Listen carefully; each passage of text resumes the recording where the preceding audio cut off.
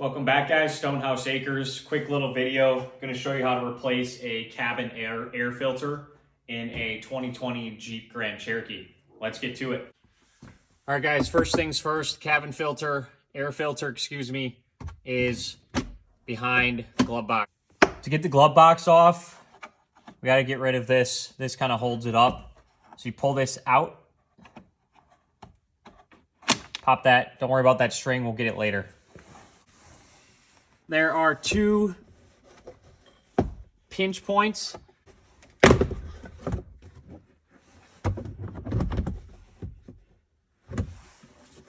These guys just go in, so you gotta pull those out.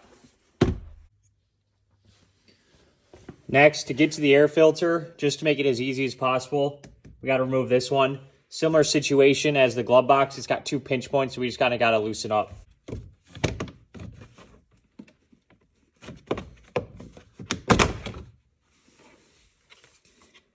It's got two white pins that push in. That holds it in there.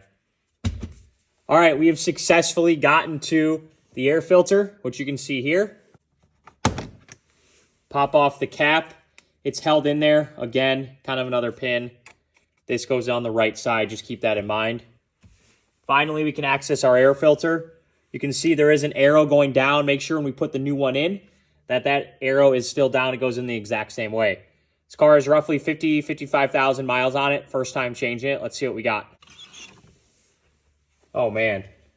I'm going to be installing the Bosch 6040C premium cabin air filter. Got this on Amazon, like 12, 15 bucks. I'll link it in the description below. But I'm going to be happy to put a new one in. Let's do it. Quite a difference between the new one on the left and the old one on the right. A great lesson, guys, to change out your filters often. Again, make sure your arrows, the downflow for airflow, are pointed down, just like the one you replaced.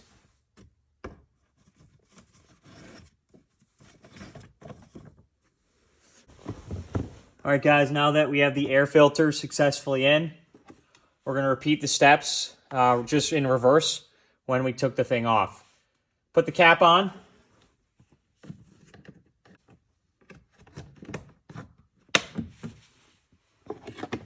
Next, kind of the top of the glove box just snaps in with these two. Last step is the glove box itself. You have three kind of hinge-like items that you fit it into there. Remember the string, pull back out, hook the string in, and then these two tabs need to go in.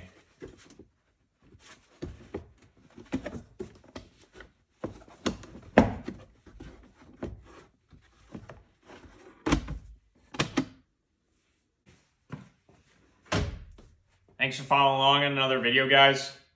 It's a little hard to film inside the car, so sorry about some of the angles, but here's the one we replaced. And follow along, like and subscribe if you haven't. We'll see you on the next one.